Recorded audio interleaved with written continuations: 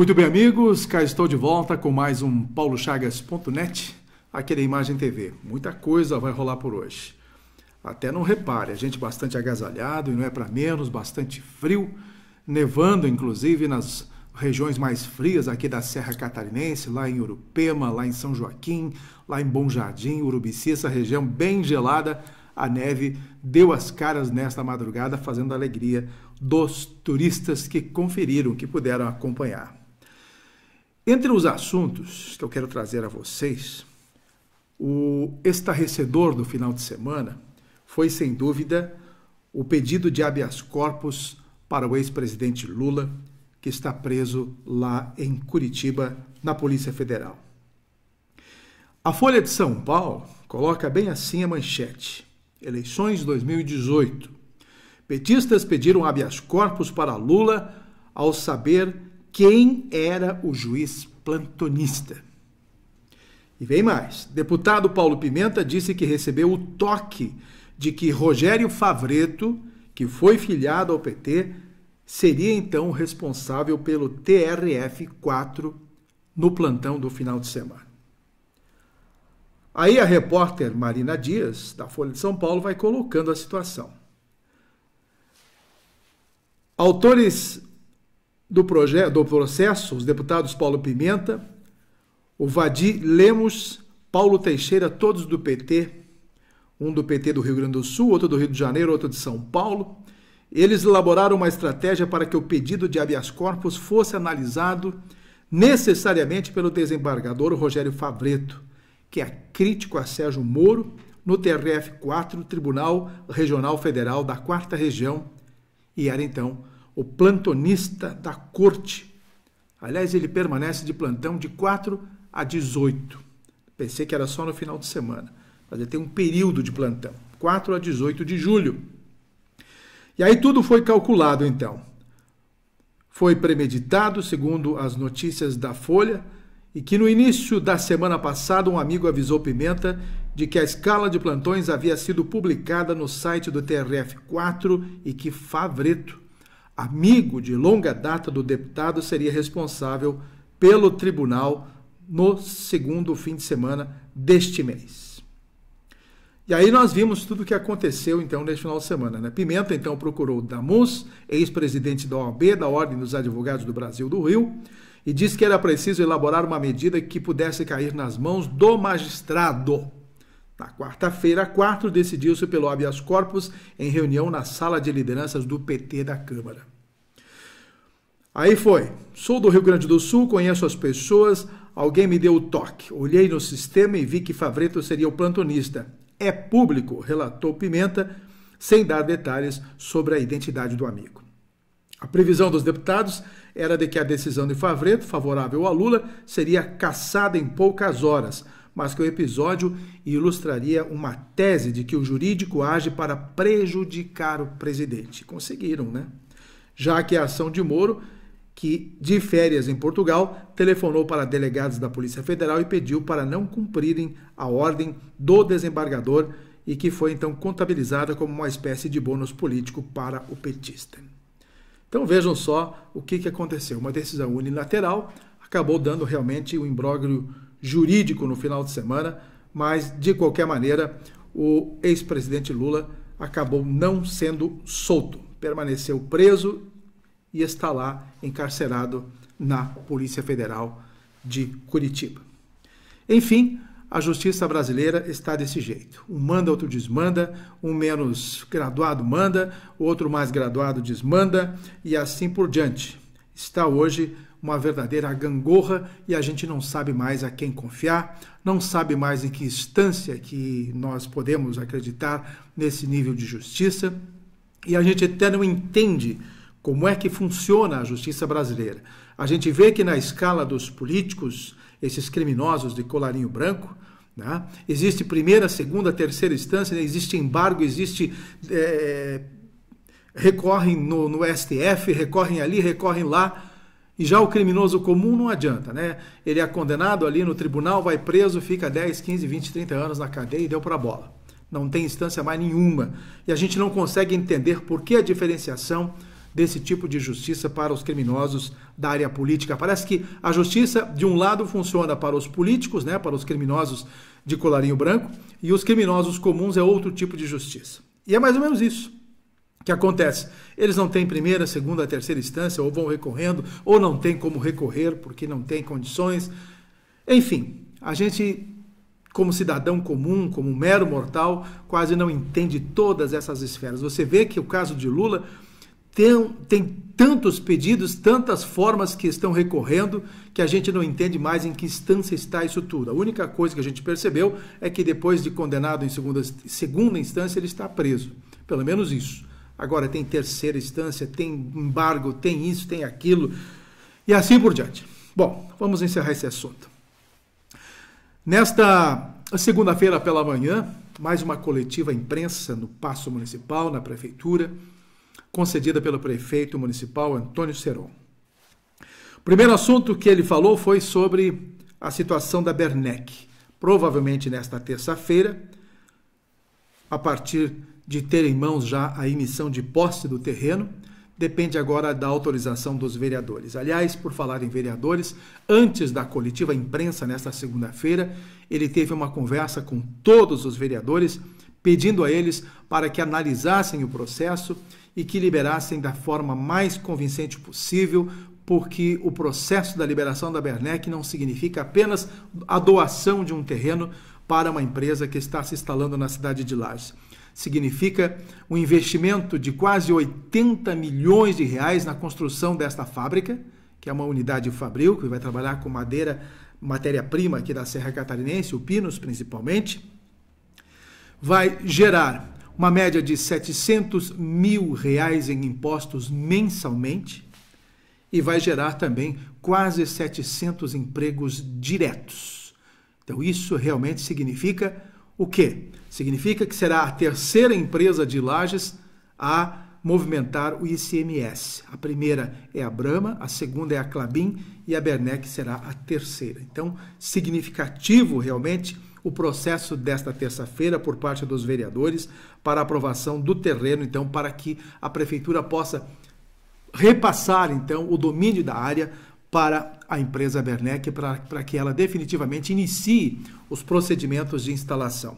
Algumas coisas paralelas depois vão acontecer, né? Você sabe que o processo da venda desta área ainda não está terminado, a família Schroeder ainda está buscando mais recursos, não aceitou a avaliação deste último perito, parece que mais um outro perito vai fazer uma avaliação, deverá ter aí mais ou menos. De qualquer forma, isso agora é uma decisão judicial. A emissão de posse já está nas mãos do município e vai chegar às mãos também da Bernec. É uma notícia boa. Além disso, o Forte Atacadista também deverá se instalar nos próximos meses aqui na cidade de Lages, e a Havan já está fazendo a terraplanagem lá no lado do Lages Garden Shopping para mais uma unidade da Havan aqui na cidade de Lages. Então, algumas questões na área econômica bem noticiadas, muito bem valorizadas neste momento de crise e assim por diante. Agora, o contraponto ruim foi o fato de que o prefeito Antônio Seron disse que a arrecadação do município, em função da última greve agora dos caminhoneiros, tem caído. Em maio já foi menor e a perspectiva de que junho agora, os números de junho, sejam ainda menores do que foi em maio e assim por diante. E agora julho não se sabe ainda qual vai ser a receita do município de Lages. E o gargalo está realmente no pescoço, né? As pessoas, a prefeitura está extremamente complicada nesse ponto e começa a fazer contenções de despesas. E ainda, sobre essa questão da Bernec, há a possibilidade da construção de uma marginal até a empresa, isso contando desde o trevo aqui da Batistela até lá embaixo no Rio Caveiras, na ponte do Rio Caveiras, para a deliberação então de movimento de caminhões, que serão basicamente 1.500 caminhões por dia. E vocês imaginem esses caminhões toda hora entrando na BR-116, na faixa comum, o problema que pode dar para os motoristas que trafegam normalmente na BR-116. Então, uma providência nesse sentido deverá ser tomada com o desafogamento da saída desses caminhões da fábrica com a construção, então, desta marginal ou a duplicação desta BR até esse ponto. Já está sendo estudado isso tudo. O que mais que nós temos nesse sentido? Nesta mesma reunião, foi colocado para o pessoal da imprensa a respeito de uma orientação à população que vive em situação de rua aqui na cidade de Lages.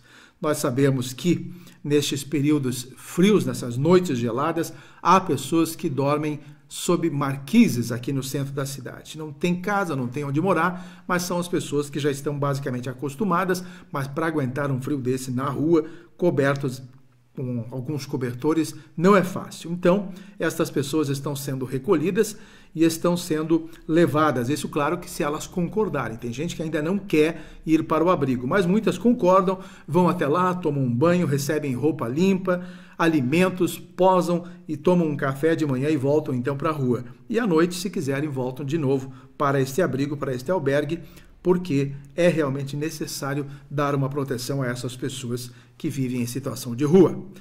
Isso é apenas um registro para vocês. O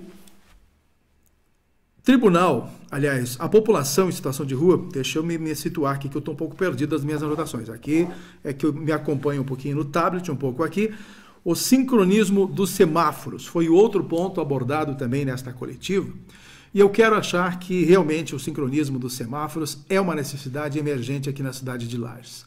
Nós temos mais de 40 semáforos espalhados pelas principais ruas e avenidas da cidade e é realmente conflitante a questão do sincronismo. Isso atrasa a movimentação, muitas vezes, das pessoas que precisam se deslocar um pouco mais rapidamente. Isso tudo já está sendo implantado, segundo o secretário de Planejamento e Obras, o Clayton Bortoluzzi, e isso deve entrar em funcionamento dentro de, no máximo, isso na totalidade, até 60 dias, e que já começaram os serviços de implantação dessa sistemática que vai favorecer o sincronismo dos semáforos, que irá funcionar basicamente como um cérebro moderno e que vai, então, ser controlado provavelmente juntamente com a Polícia Militar, lá com as câmeras de vídeo monitoramento, que também já estão funcionando, aquelas novas implantadas, mais 50, 60 câmeras de vídeo monitoramento que foram implantadas. E a Polícia Militar faria, então, o controle deste cérebro juntamente nesse mesmo sistema de vídeo monitoramento. Então, está aí uma possibilidade de nós termos a melhoria deste trânsito. Alguns pontos estão sendo atacados com a colocação de lombadas físicas, aquelas lombadas estendidas, e que favorece ao pedestre muitas vezes e também faz com que o motorista reduza a velocidade. Ainda há necessidade da colocação em outros pontos, obviamente, e eu questionei o Clayton sobre aqui a nossa rua Benjamin Constant. Eu falo nossa porque eu moro no bairro Copacabana e nós hoje estamos vivendo um problema sério na travessia com a São Joaquim. A movimentação da rua São Joaquim hoje, quase uma avenida, está bastante grande. Hoje tem banco, tem igreja, tem supermercados, está com um comércio pujante, tem clínica de médicos, tudo pertinho ali na São Joaquim. E para você transpor ou passar a Avenida São Joaquim hoje, somente olhando para a esquerda e à direita, isso porque tem muita gente que acha que porque está na preferencial, vem em alta velocidade, principalmente os motociclistas. Eu nunca vi essa gente para poder andar mais rápido nestas ruas e se achando na preferencial passam a toda. E às vezes a gente leva cada susto, né? Quando pensa em atravessar, a moto já está em cima. Mas enfim, algumas modificações já estão sendo previstas para essas regiões e vai ser colocada uma rótula, vão retirar esse semáforo na esquina da Marechal Deodoro, se não me engano, ou Floriano, essa aqui da frente, a do Hospital Teresa Ramos, bem aqui na farmácia Farmais, né? Toda aquela esquina no lado da igreja, do lado da pracinha, vão tirar aquele semáforo ali e vão colocar então uma rotatória. Esta foi a informação que eu recebi do Clayton Bortoluzzi, o secretário de Planejamento e Obras.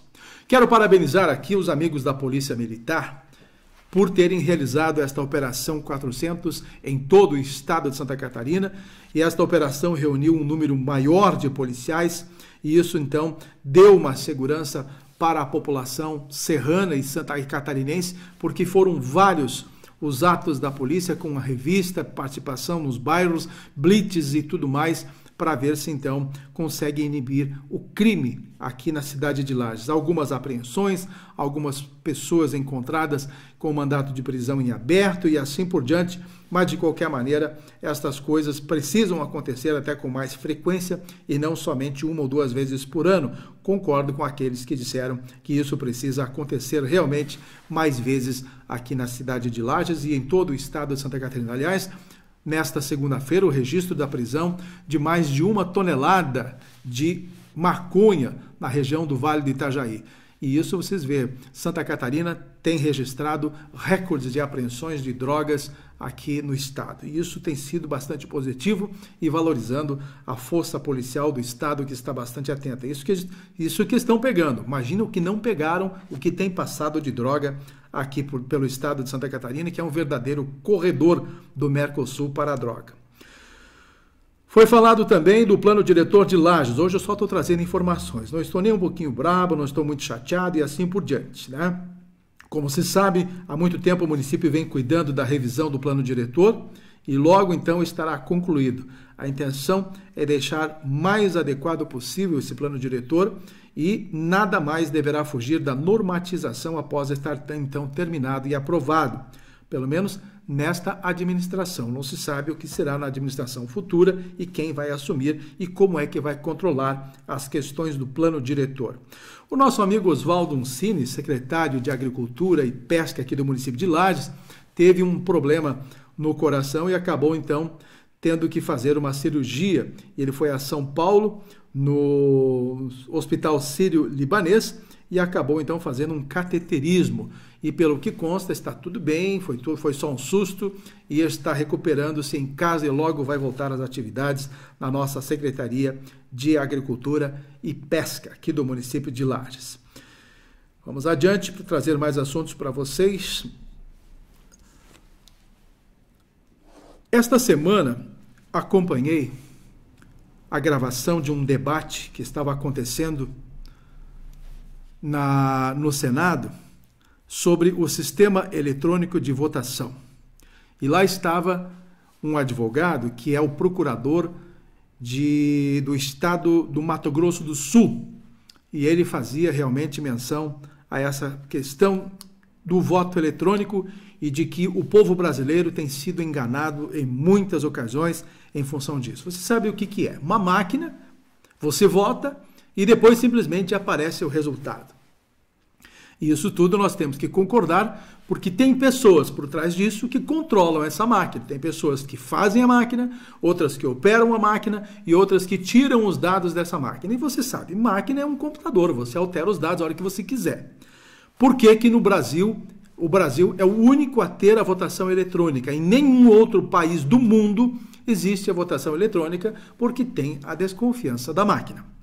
Mas, no entanto, este procurador do município do estado do Mato Grosso do Sul fez o seguinte questionamento: ele não está preocupado com a máquina em si. O que ele quer é que haja, após o término desta votação, tipo às 5 horas da tarde, saia uma impressão paralela, como era feito antigamente, antes de o boletim de urna sair da máquina num disquete. Essa impressão paralela comprovaria exatamente os votos que estão ali depositados.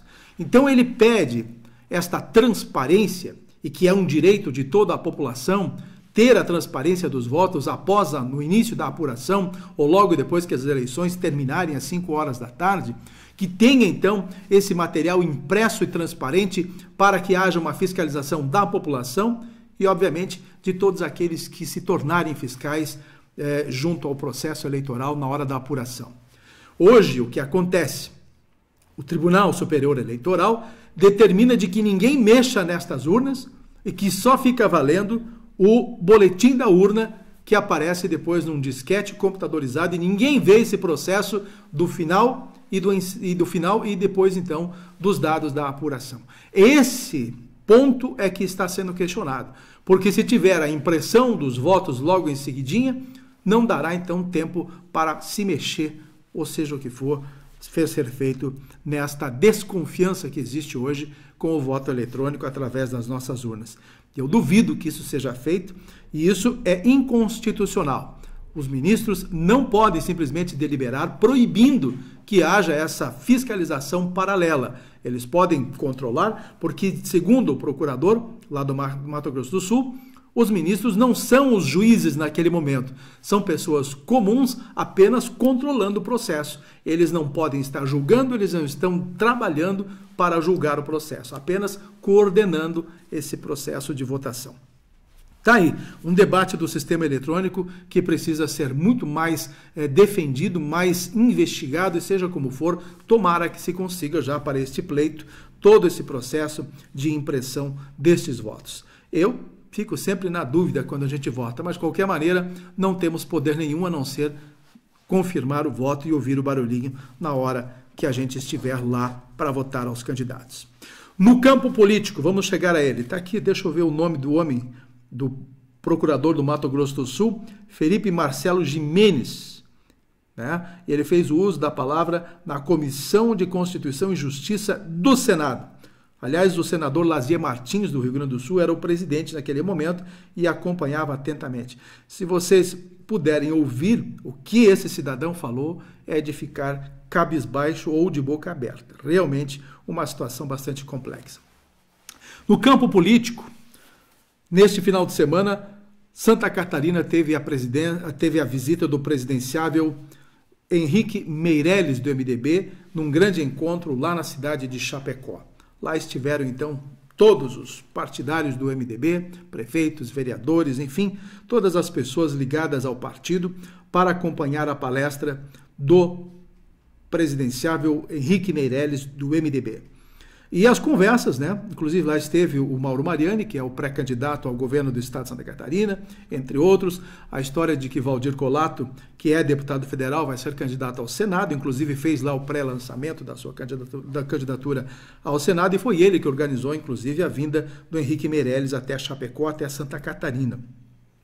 E o que foi colocado entre os assuntos é de que a busca de um acordo ou de uma parceria está sendo feita com o PSDB. Inclusive, nacionalmente, estão buscando o PSDB para ser, então, o vice-presidente à República, ou seja, o candidato a vice-presidente de Meirelles, né? E aí, não sei como é que isso vai se terminar daqui para frente. Em Santa Catarina, o sonho do MDB é também ter alguém do PSDB, se provavelmente seja o senador Paulo Bauer, ou seja o Napoleão, ex-prefeito de Blumenau. Não se sabe quais serão as conjunções a serem definidas nesse campo político ainda. A verdade é que em Santa Catarina o MDB ainda está sozinho, não conseguiu acertar nenhuma parceria, e isso, então, está deixando o time todo do MDB bastante nervoso. A definição de que seria, então, o pré-candidato ao governo, Mauro Mariani, amainou, então, os ânimos. Havia já uma divisão interna dentro do partido, porque alguns estavam com Eduardo Pinho Moreira, que é o atual governador, e outros estavam com Mauro Mariani. Então, diante dessa situação, o MDB ainda não conseguiu nenhuma parceria para, a não ser, se eu não me engano, o PR de Jorginho Melo, que era e é pré-candidato ao governo do estado de Santa Catarina, e o Jorginho Melo querendo ser o vice, parece-me, do MDB. É mais ou menos isso que está no ar em termos de definições até este momento, já que neste final de julho até início de agosto termina o prazo e as convenções precisam ser realizadas até o dia 5 de agosto. Tá? No caso do PSD e o PP, também há uma indefinição. Mais abertamente está em campanha, há muitos anos já, o deputado estadual Gelson Merizio, do PSD. Inclusive, neste último final de semana, ele esteve em Joinville, fez um grande evento, reuniu um enorme número de simpatizantes, e hoje o pessoal diz que o Gelson Merizio é o que está mais preparado para ser candidato ao governo pelo PSD, tendo talvez na sua chapa um vice do PP ou do progressista, menos, claro, Espiridião Amin, mas alguém ligado do partido, como a própria Ângela Amin, entre outras pessoas. Esta é a informação que a gente tem. Por outro lado, está também em campanha, só menos abertamente, o deputado federal Espiridião Amin, e esta decisão deverá ocorrer provavelmente, aliás, teve já uma reunião neste final de semana, não foi aberta a informação para a imprensa, não sabemos o que decidiram estes caciques do PSD e do PP, lá estiveram o Gelson Merizio, Espiridião Amin, Raimundo Colombo, enfim, outras pessoas que são bastante fortes e ligadas a estes partidos, e para que se tomassem já um rumo mais definitivo com relação às eleições do pleito de 2018, porque eles precisam, neste mês de julho agora, e nós estamos no dia 10, tomar essa decisão, porque a previsão é de que no dia 25 de julho já aconteça a convenção, tanto do PSD como do PP, talvez essa convenção aconteça junto já, para que se abracem na campanha para o pleito de 2018, de outubro próximo. E esta indefinição, se vai ser Espiridião Amin pré-candidato ou se vai ser Gelson Merizio, também já está causando aborrecimentos nos bastidores políticos do estado de Santa Catarina. Isso com referência à eleição estadual. Não sei nada do PSDB, a única coisa que eu posso dizer é que Paulo Bauer ainda está na condição de pré-candidato, embora esteja com todos aqueles problemas. Paulo Bauer pelo PSDB, pelo Ninho Tucano, embora tenha toda essa problemática envolvendo o nome dele na área judicial. E ainda é uma incógnita se ele permanece como pré-candidato, também terá que tomar uma definição até o final deste mês. Senão o Napoleão Bernardes seria o plano B do partido do PSDB. Em Lages, eu cheguei a noticiar várias vezes aqui que o pré-candidato do MDB a deputado estadual era o Muxuê Rampel. Ele que foi secretário municipal de meio ambiente, esteve lá na Defesa Civil, numa diretoria em Brasília e tudo mais. Ele está de volta, pediu exoneração agora no último dia de junho, né, no dia 30 de junho, pediu exoneração de Brasília e se colocou à disposição do partido. Até então, o Rampel dizia-me que era ele o candidato a deputado estadual. Acredito que vá, inclusive, buscar na convenção do partido esta oportunidade de ser o candidato. Por outro lado, a gente tem ouvido dizer que o candidato indicado pelo MDB de Lages é o vereador Thiago Oliveira. Então, a gente não sabe mais quem é o candidato do MDB e é importante que eles decidam. Pelo visto, inclusive Juarez Matos, que era um dos três, então Juarez Matos, o Rampel e o Thiago, eram os três postulantes a uma vaga pré-candidato a deputado estadual. E agora parece-me que os três serão pré-candidatos. Rampel e Thiago provavelmente vão então buscar esta posição na convenção, para ver qual dos dois que fica, e o Juarez Matos vai ser pré-candidato lá pelo município dele, lá de Anita Garibaldi, a região dos Lagos, e vai então ser aprovado por aquela região para ser o candidato então a deputado estadual pela região dos Lagos. E o restante a gente já sabe por aqui, né? Márcio Machado, quietinho, trabalhando, né? O deputado Gabriel Ribeiro fazendo o seu papel, fazendo suas visitações, suas reuniões, seguindo nesse contexto para buscar a reeleição. E é o que a gente sabe. O Lucas Neves, pelo Progressistas, também ouviu uma conversa de que algumas forças dentro do PP estariam tentando impedir a candidatura dele para evitar que não houvesse um crescimento prematuro do Lucas Neves. Vai que o garoto se elege e passa a ser o mandante do partido aqui no município de Lages, e alguns caciques aí não estão muito olhando isso com bons olhos. É o que a gente tem ouvido. Em vez de se ajudarem, se abraçarem, estão puxando o tapete. Mas pelo que se sabe ainda, Lucas permanece firme e forte como pré-candidato ao deputado estadual pelo Progressista. É mais ou menos isso. O Amarildo, José Amarildo pelo PT também está trabalhando, e tem uns outros nanicos aí que estão tentando surgir como pré-candidatos, que eu não lembro nem o nome, quanto mais saber se tem potencial para serem candidatos a deputados estaduais. Mais ou menos isso, minha gente, nesta nossa participação aqui no paulochagas.net. Quero deixar a vocês um grande abraço, vamos curtir esse friozinho, né? Hoje, terça-feira, era para a gente acompanhar a seleção brasileira. Ninguém quer fazer folga nesta terça-feira para acompanhar os jogos da Copa do Mundo.